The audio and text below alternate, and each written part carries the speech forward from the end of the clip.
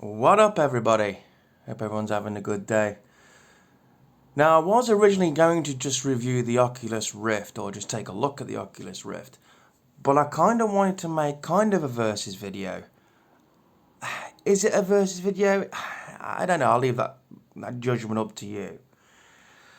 So right here we have the Oculus Quest, and there we have the PlayStation VR headset. So I wanted to go into some details about these two items. That's what I'm saying. It's not really a versus because these are the only two VR headsets I have, so I can't really compare the Quest to anything else. Let's get into the Quest first. The positives about this is no wires. There is no wires to the Oculus Quest.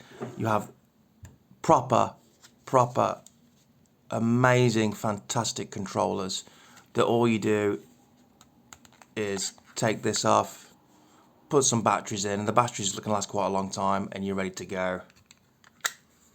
Magnetized, boom, easy to use. The headset, there it is. As you can see, we've got the camera there, camera at the bottom. You look in, I can take this out. Obviously, you can use Google Play, where you can get your games off there. And there we go. That's the inside. The only thing I would say about this, comfortable wise, I mean, this is pretty cool because you can adjust. If you press this across, you can adjust the lenses. A bit dusty there. There's the rocker for the volume. The only thing I would say about this is it can get heavy. It's very front heavy. After a couple of hours of it, you can get a bit of neck pain. I'm not going to lie about that. But yeah, I mean, but the thing is, you can accessorize this and get different head straps to suit yourself. So it's not really a problem if you want to spend that little bit extra money and getting it. You know, just this camera out, guys. There we go. So then we go into the PlayStation VR headset, which is going to be obsolete very soon because the PlayStation VR 2 is going to be released. I find this really comfortable. Especially the back strap on this device is really nice. You press it and it pulls out and it just goes on your head, and it's pretty light at the front too. But just as I said, it's wired. And I'm not showing you all the wires. There's a lot of wires. It's got its own independent little box that you have to connect to your PlayStation 4 or PlayStation 5. It's just a fucking mess. That's the problem with this headset. Otherwise than that, it's fucking phenomenal. But yeah, I'm not a wire person. I can't stand wires. So this, as I said, is fantastic. Now, let's get into games for this device. So this has its own app store built in, obviously Google Play.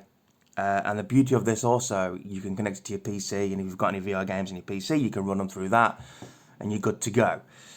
This can play. I'm not going to say it can run the big games. Like the PlayStation VR can play them real graphically demanding VR games. But this can play, you know, like the Walking Dead Saints and Sinners, I think it's called. I'm not sure what the game's called, but it can play that. I have some games built into it. I've got an Exorcist game in here, a horror game where you're walking around and it's fucking terrifying. I just want to say, this is a legit VR headset. This is a legit headset. I mean, it's fucking incredible.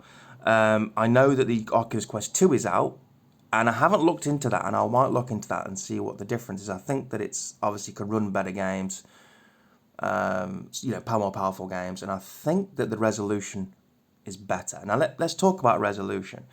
Now there is such thing as a screen door effect, and when you're actually, you have to see it for yourself. When you're actually playing a game in VR, sometimes you can see like a green, like a screen door effect. It's like basically looking through like a screen door, and you can see the pattern. This doesn't have that because it's got very good resolution.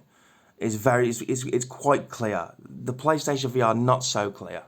I'm going to be honest, not as good an experience of looking through this than it is that. You get you can see better basically. You can see the games better on the Oculus Quest. But it's an easy thing. I wanted to do like a versus, but I'm thinking, is it a versus? Not really. this is very expensive, and so is the PlayStation VR still. This is going for like 400 quid still, some places even 5 still, which is ridiculous. I think the PlayStation VR can get 300 now. I'm not quite sure, but this was expensive.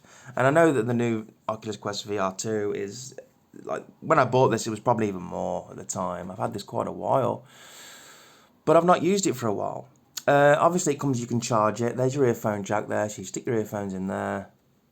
Or there, it's got two decisions, you can have there or there, which is really good, really handy. And you can just charge it up, and the port at the side there, boom, and you're ready to go.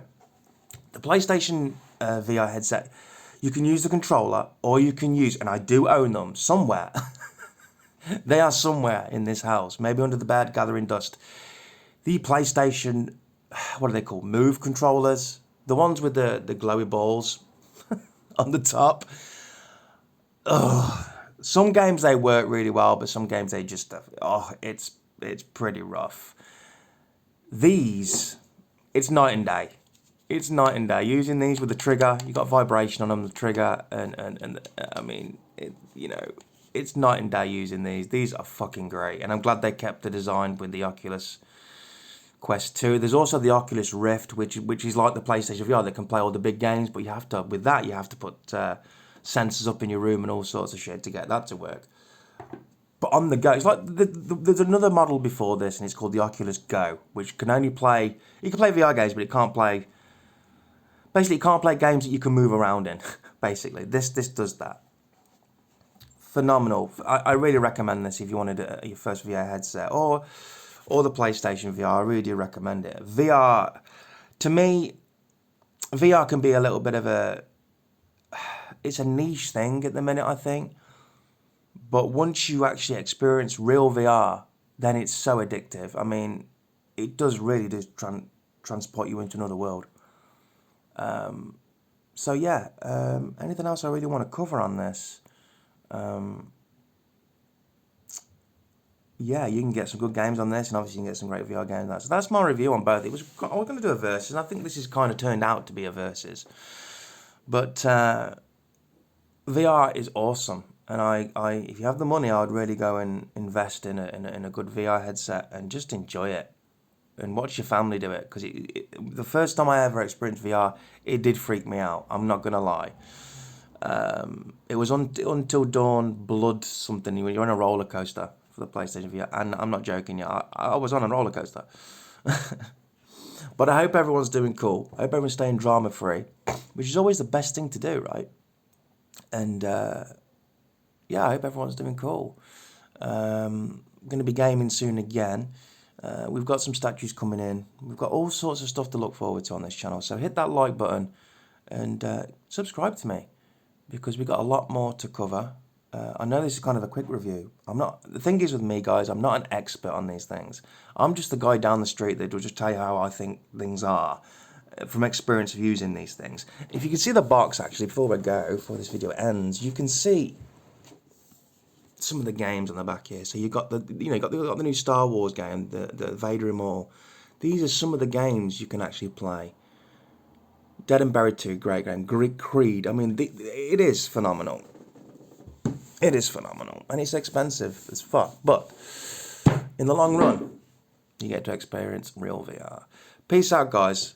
Hit that like button and give me some subscriptions, please. Does help. Peace out. Catch you later.